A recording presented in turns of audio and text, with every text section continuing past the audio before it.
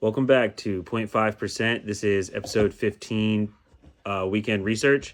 In this episode, we'll be looking into how the market's currently doing, how the market's done over the last week, and discussing some of the major news events that are coming out, including exceptions within the tariffs to certain sectors, particularly technology.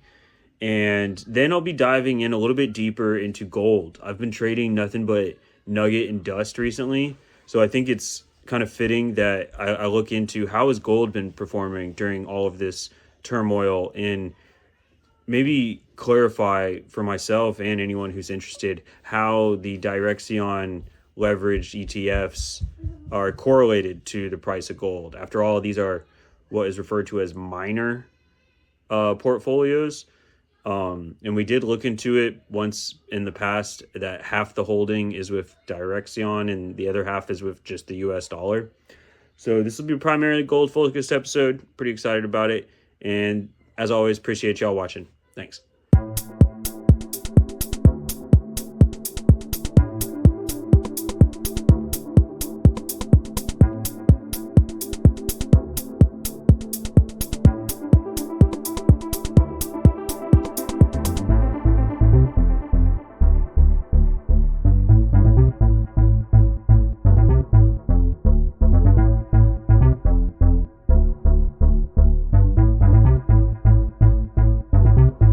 Start out on FinViz. It's been such a volatile week, and even over the weekend, I guess the volatility of futures is still going.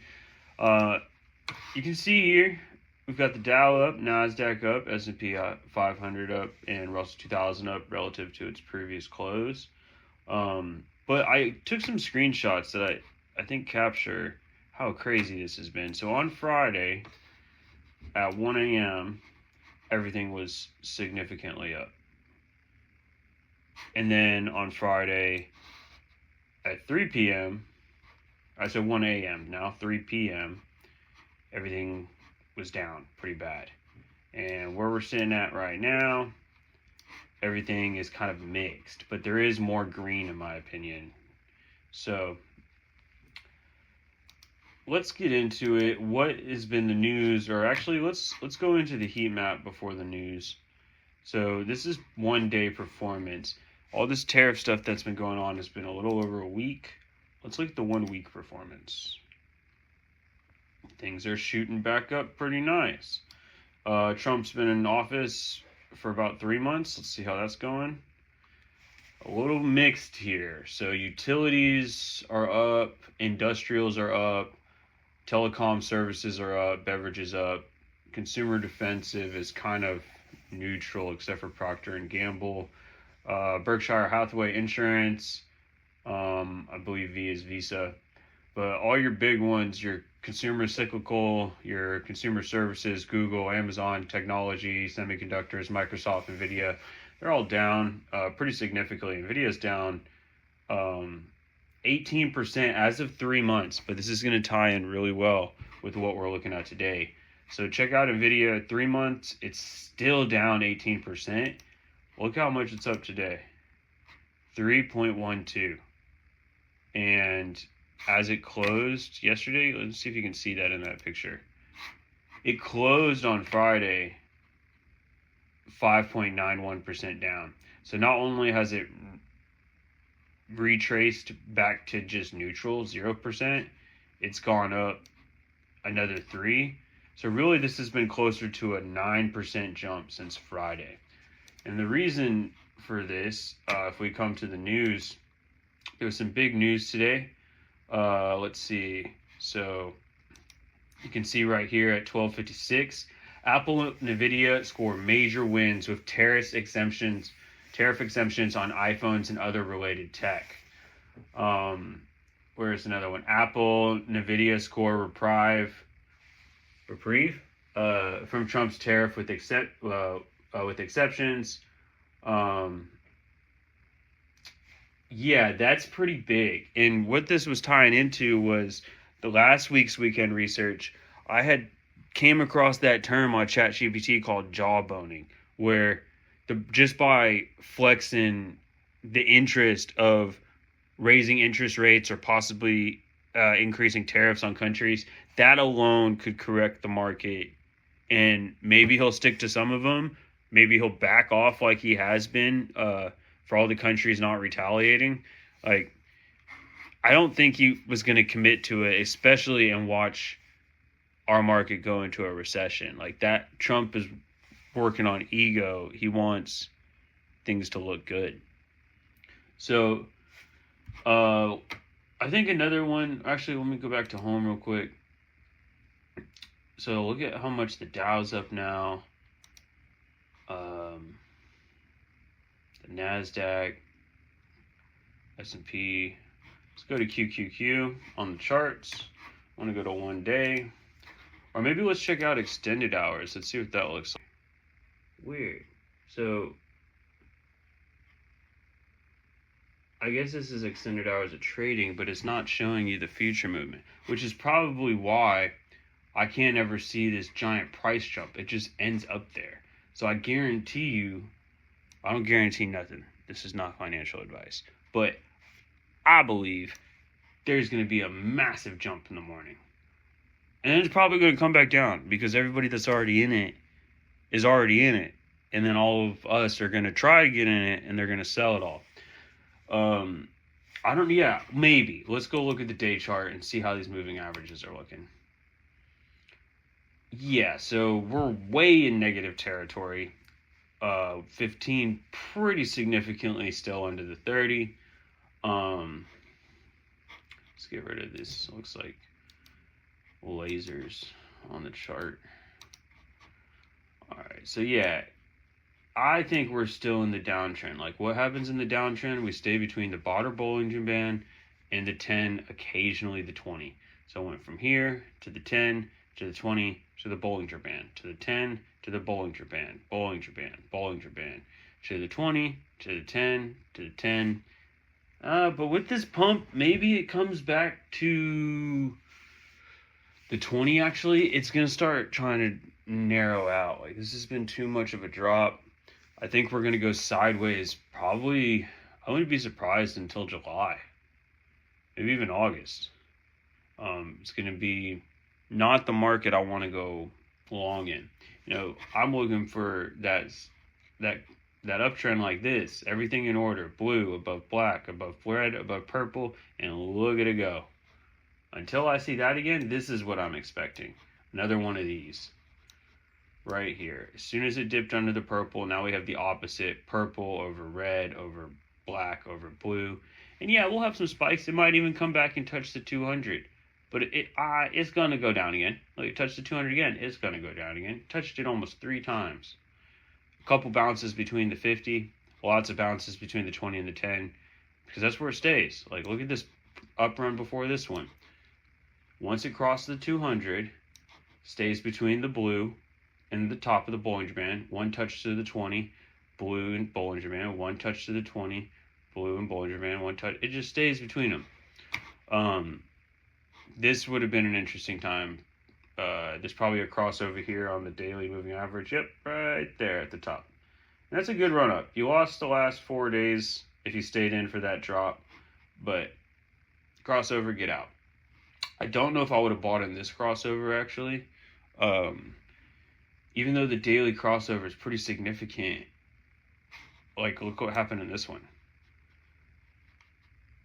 So there was a crossover here, but it kept coming down, and even when it crossed into positive here, the moving averages up top weren't lined up.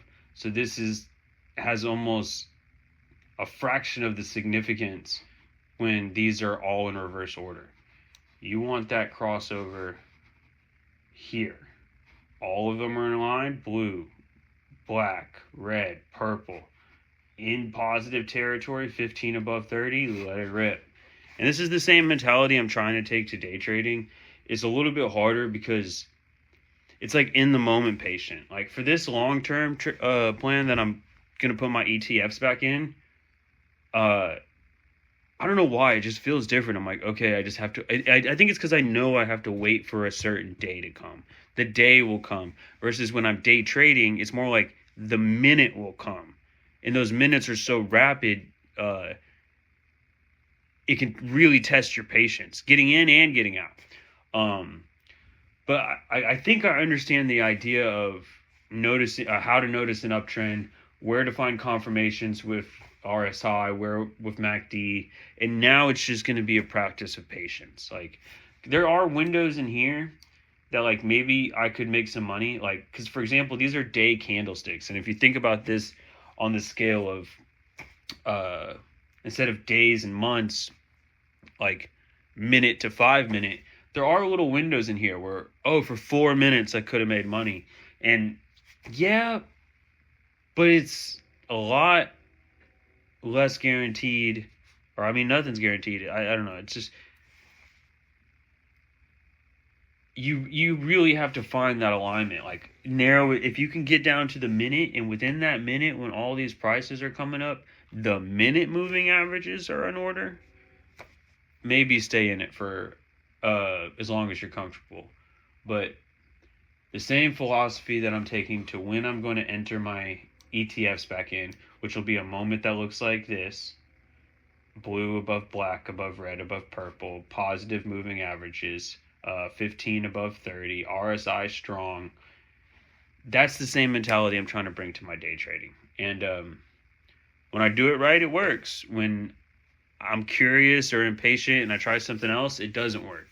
And I don't think there's really a big issue, especially right now, since I'm learning a lot, to try some things here and there. But there's two ways I need to get better at doing that. And the first one is, if I'm not 100% certain, because all of these moving averages aren't in line, or one indicator that I like to use isn't in line, but I still want to see what happens, use a small amount of money. Like, I don't need to place the same trade investment as I would one where all the indicators are lining up. And then the second thing is really cutting that stop loss short. Like, I don't know if it's a good example in here, but let's see. Like,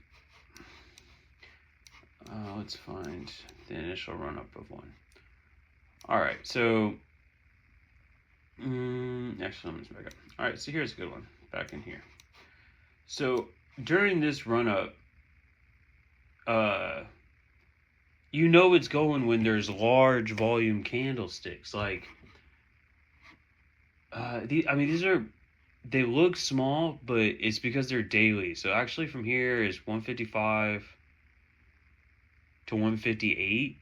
That's like a 3% change. That's like a 3% day. But here's my point. When something like this happens, it's not going anywhere. It's these low volume days where you just get a little cross, you get a little T. My point is, when you see these small, no volume candlesticks, it doesn't really know what it's gonna do. And then when it's gonna rip, like for example here, every single one of these candlesticks has body, body, body. I would have been a little skeptical here, but look how RSI is trending super into the red. Got a good split on the 15 and the 30 trending up. Might have been worth holding into. And it's kind of just a breather. But then, yeah, body, body. Like all of this, there's no T's until here. And what happens when you see that T? It goes the other way. So I'm looking for volume. I'm looking for consistency. Like, this would have tripped me up. I wouldn't have known what to do in there. But right here, catch that first candlestick, body breaking over, and then try to get out there if I can. All right, so this is QQQ. In general, it's not time for me to go long. There could be another good day coming though, especially with QQQ. Maybe not the entire S&P 500, but if like Nvidia and Apple and all these tech stocks keep doing well, they could see a good day. So on that point, let me try. Let me see what SOX looks like. It's probably very similar, if I'm guessing, to QQQ. I think QQQ might be a little less volatile because it's probably more diverse than just semiconductors. All right, so what is this line that I drew in there? Looks like some old support resistance from back in 2024. Damn, we're at levels a year ago, over a year ago, year and 4 months. Next level down is 142. That's pretty insane. It was at 250. All right, so let's see how this one's looking. All of the moving averages in reverse order. We got blue under black, under red, under purple. Super negative MACD. A weak RSI. 50 under 30. No point in going along here today. But there is optimism for having a good day on Monday. You know, if more tariff news comes out and some other companies are given some relief, I bet that would cause like a spring effect, and then there would just be a mutual optimism with the market or people in the market, and it could pump some other sectors as well. Let's check out XLI. I've always been wanting to keep track of XLI and XLB because that's what we found out does well in these times during, I don't know, one of the weekend research videos. So it still looks about the same. I think everybody's the same right now until we have a little bit more certainty with things. But even when the certainty's there, I bet a lot of people are just going to be sitting on cash waiting for either big money to come in and push these moving averages back in order, or the common folk slowly building it back up. But I think that's a good stopping point for here. So not getting back in my ETFs yet. There is some optimism in the market coming up with these reliefs for certain sectors. Let's see if there's been any new news since I started. So news about Turkey, don't care. British government takes control of country's last major steel mill. That's weird. Trump's tariff blitz now exempting electrical goods like phones and laptops.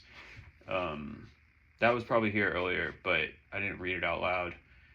And gold is at a fresh record high. Does it still make sense to buy? This is a great ending point for this video. I've been trading NUGT and DUST so much recently that I think it's only right I do some weekend research videos on how gold has been performing during these times, and then more specifically, what is it, Direction that these ETFs are an index of. So I'll end it here, and next couple videos probably going to talk about some gold. All right, see you next time.